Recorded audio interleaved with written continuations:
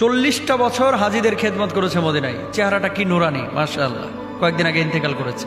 আর প্রতিদিন 40টা ফ্লাক্স ভরে নিয়ে এসে 40 বছর পর্যন্ত উনি ফ্রিতে চা, কফি, খেজুর হাজিদের মধ্যে বিতরণ করেছেন। বিশ্বাস করেন, আমি যদি একটা দিন এখানে চা বা কফি বিতরণ না করি নবীর মেহমানদেরকে, আমি ঘুমাতে পারি না, আমার শান্তি লাগে না। আল্লাহু আকবার, কি লেভেলের মানুষ ছিলেন!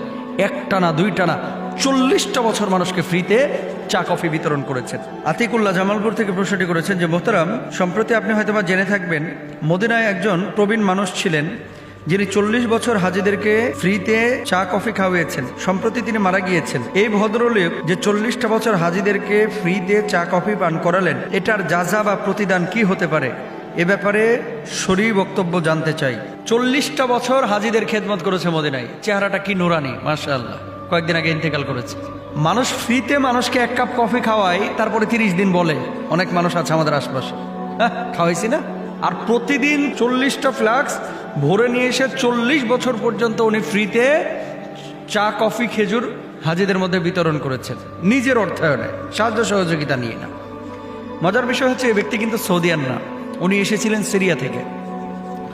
যখন দাঙ্গা চলছিল সিরিয়ায় প্রায় 70 বছর আগে, আরেকটা জায়গায় দেখলাম যে প্রায় 60 বছর আগে উনি সৌদি আরবে আসেন। 40টা বছর তিনি হাজিদের খেদমত করেছেন। অনেকে অনেক ধরনের কথা বলতো যে এটার পেছনে আপনার কারণটা কি আছে। জবাব দিচ্ছে, এই মদিনায় যারা বাইরে থেকে আসে, বিভিন্ন দেশ থেকে, এরা কেন আসে, কারণটা কি? একমাত্র কারণ হচ্ছে রাসূল আকরাম সাল্লাল্লাহু আলাইহি ওয়াসাল্লামকে সালাম দেওয়া। আপনার বাড়িতে কোনো গুরুত্বপূর্ণ মেহমান, যদি আপনার কাজিন, আপনার আত্মীয় স্বজন আসে, আপনি কি তাদেরকে মেহমানদারি করেন না? করি। কার মেহমান এখানে? দেখেন, আল্লাহর ঘরের মেহমান বাইতুল্লাহ জিয়ারত করে নবীজির রওজায় গিয়েছে নবীজিকে সালাম দিতে।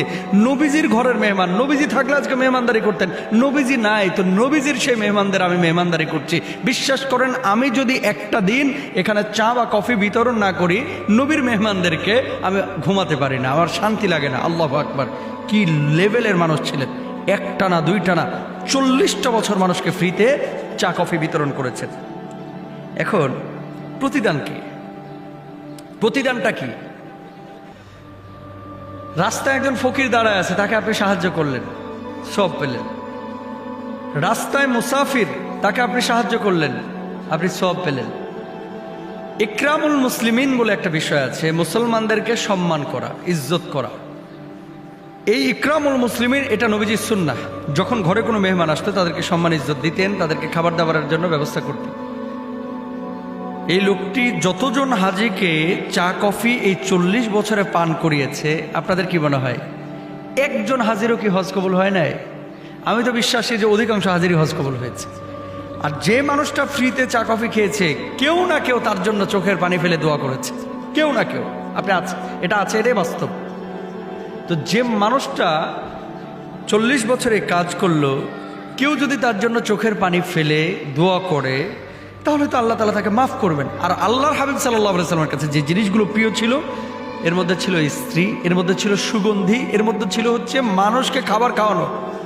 আল্লাহ নবী বলেছেন, আতাইমুত তাআম, মানুষকে খাবার খাওয়াও। যদি কেউ খাওয়ায় তাহলে আল্লাহ রাব্বুল আলামিন কিয়ামতের ময়দানে জান্নাতি দস্তরখানে তার খাবারের ব্যবস্থা করবেন। গেলেন, জানেন আপনি আরব বিশ্বের ম্যাক্সিমাম চ্যানেলগুলোতে ওনাকে নিয়ে নিউজ করেছে। 3-4 দিন আগে যে মারা গিয়েছে, অধিকাংশ আরব বিশ্বের বড় বড় নিউজ পোর্টালগুলো ওনাকে নিয়ে নিউজ করেছে। 4টিখানি কথা না। এত বড় একজন মানুষ, যিনি আল্লাহর ডাকে সাড়া দিয়েছে, আমরা দোয়া করি আল্লাহ তাআলা তাকে জান্নাতুল ফিরদাউসের মেহমান বানান। তবে আমাদের শিক্ষা নিতে হবে, আমাদের আশপাশে যাদের বাড়ি আছে মেন রাস্তার ধারে, এই যে চৌচির হয়ে যায় তেষ্টায় বুকটা, পানির জন্য অনেক মানুষ বোতল তো কিনে সবাই খাইতে পারে না। ঢাকার ভিতরে হোক, উত্তরার ভিতরে হোক, গ্রামগঞ্জে হোক, আপনার বাড়িটা রাস্তার ধারে, উনি খেজুর আর কফি বিতরণ করেছে 40 বছর। আপনি অন্তত 6টা মাস পানি বিতরণ করেন। বলবেন, হুজুর দাঁড়ায় থাকার এত সময় আছে?